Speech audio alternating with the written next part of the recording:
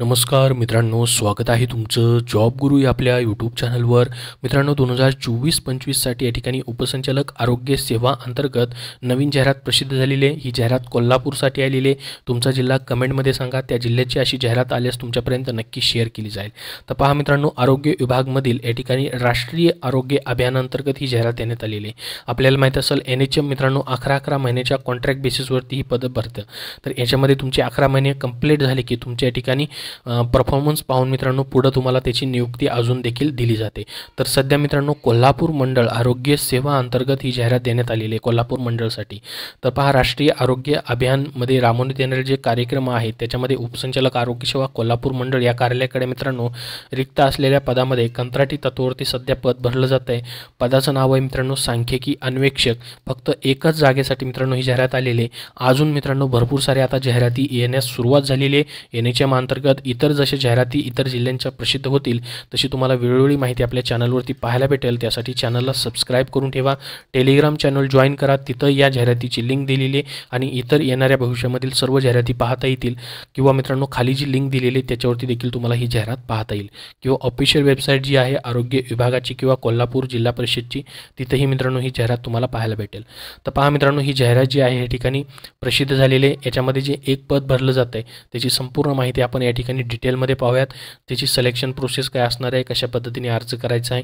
तर पहा, सांख्यिकी अन्वेषक हे पद मित्रांनो खरं तर आरोग्य विभाग जे आहे गटकमध्ये येतं मित्रांनो. परमनंट पद भरलं जातं, परंतु NHM अंतर्गत देखील हे पद भरलं जातं. NHMची वेगळी मित्रांनो या ठिकाणी वॅकेन्सी मॅट्रिक्स असते आणि गटक व डची वेगळी परमनंट पदाची वॅकेन्सी मॅट्रिक असते. NHMमध्ये मित्रांनो प्रत्येक वर्षाला पदं रिक्त होतात. प्रत्येक वर्षाला पदांची नवीन गरज भासते, त्यानुसार पदं भरली जातात.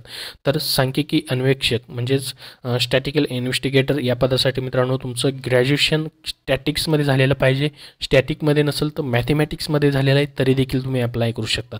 मात्र इथं मित्रांनो तुम्हाला मराठी 30 WPM आणि इंग्लिश 40 WPM वर्ड पर मिनिटची टायपिंग तुमच्या या ठिकाणी उत्तीर्ण असणं गरजेचं आहे आणि MSCIT सर्टिफिकेट देखील तुमच्याकडे असणं गरजेचं आहे. कारण की मित्रांनो या पदासाठी या ठिकाणी तुम्हाला टायपिंग करावी लागते. त्या पद्धतीचं काम तुम्हाला असतं. सांख्यिकी अन्वेषक म्हणून तुमची निवड केली जाणार आहे. वयोमर्यादा मित्रांनो 18 ते 38 वर्षापर्यंत आहे. या पदाचा स्टार्टिंग पेमेंट तुम्हाला 18,000 रुपये इतका असणार आहे. जर अनुभव तुम्हाला या ठिकाणी असेल शासकीय किंवा निमशासकीय तर त्यांना प्राधान्य असणार आहे. कंपल्सरी नाही, परंतु प्राधान्य या ठिकाणी असेल. कारण की निवड प्रक्रियेमध्ये मित्रांनो तुम्हाला याचे एक्स्ट्रा मार्क्स दिले जातात. ती निवड प्रक्रिया आपण खालीलप्रमाणे पाहणारच आहोत. नियुक्तीचं ठिकाण मित्रांनो तुमचं उपसंचालक आरोग्य सेवा कोल्हापूर या ठिकाणीच असणार आहे. तुम्ही महाराष्ट्रामधून कुठूनही असाल तरी देखील ॲप्लिकेशन करू शकतात. मात्र ओपन कॅटेगरीसाठीच फक्त सध्या ही जाहिरात जी आहे ती देण्यात आलेली आहे. तर याच्यासाठी मित्रांनो अर्ज स्वीकारण्याचा दिनांक 28/6/2024 सायंकाळी 10 वाजेपर्यंत या ठिकाणी असणार आहे. तुम्हाला अर्ज स्वतः घेऊन जायचे किंवा रजिस्टर पोस्टाने देखील मित्रांनो तुम्ही अर्ज पाठवू शकतात. परंतु मित्रांनो ऑनलाईन किंवा ईमेलद्वारे अर्ज पाठवायचे नाहीत. पोस्टाने पाठवले तरी चालतील किंवा स्वतः अर्ज दिले तरी चालतील. अर्ज स्वीकारण्याचे ठिकाण काय असणार आहे पहा, उपसंचालक आरोग्य सेवा कोल्हापूर मंडळ कोल्हापूर, 2रा मजला, मध्यवर्ती प्रशासकीय इमारत, SP ऑफिसजवळ, कसबा बावडा, कोल्हापूर 416003 या ठिकाणी मित्रांनो तुमचे अर्ज जे आहेत या ठिकाणी द्यायचे आहेत. म्हणजे आरोग्य विभागाचं जे उपसंचालक आरोग्य सेवा कार्यालय आहे मित्रांनो तिथे तुम्हाला अर्ज घेऊन जायचं आहे. यासाठी मित्रांनो फीज किती असणार आहे पहा, खुल्या प्रवर्गासाठी 150 रुपये फीज आहे. DDद्वारे द्यायची आहे तुम्हाला या ठिकाणी. कारण की कॅटेगरीच्या उमेदवारांसाठी जागा नाही, फक्त ओपनसाठीच जागा आहे. त्यामुळे त्यांनी ओपन कॅटेगरीची फीज या ठिकाणी सांगितली. DDद्वारे फीज तुम्हाला 150 रुपये या ठिकाणी भरायची. DD तुम्हाला deputy director of health service Kolhapur circle Kolhapur या नावाने मित्रांनो DD काढायचं आहे. आता मित्रांनो ही पदं तुम्ही माहीत असाल की 11 महिन्याच्या बेसिसवरती असतात. तर ते कसे असतात पहा मित्रांनो, 11 महिने 29 दिवस तुमची स्टार्टिंग या ठिकाणी सिलेक्शन होतं.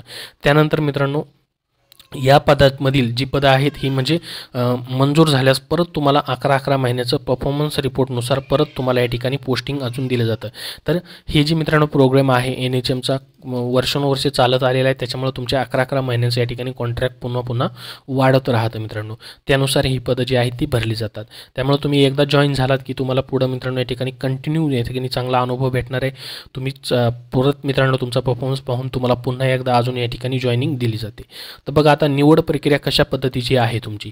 जसं की मी सांगितलं तुमच्या शेवटच्या वर्षाच्या मार्क्सचे 50 गुण धरले जातात. जसं की तुमचं मग आता BCom त्यांनी मागितलेलं आहे किंवा स्टॅटिक्स मागितलं आहे. मग BComचे शेवटच्या वर्षाचे मार्क्स धरले काढले जातील.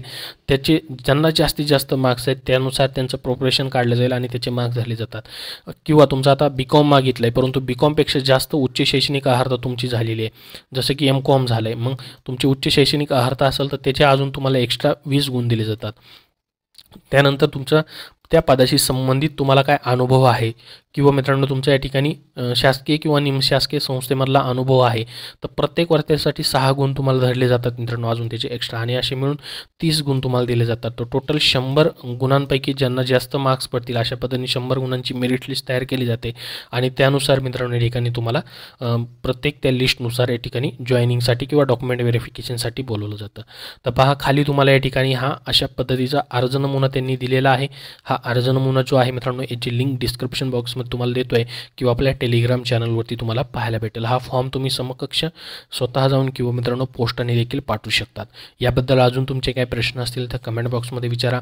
हा व्हिडिओ नक्की लाईक करा व शेअर करा तुमच्या मित्रापर्यंत आणि पुढील येणाऱ्या सर्व अपडेट्ससाठी आपला चॅनल सबस्क्राईब करून ठेवा. टेलिग्राम चॅनल ही जॉईन करा, त्याची लिंक डिस्क्रिप्शन बॉक्समध्ये दिलेली आहे. धन्यवाद.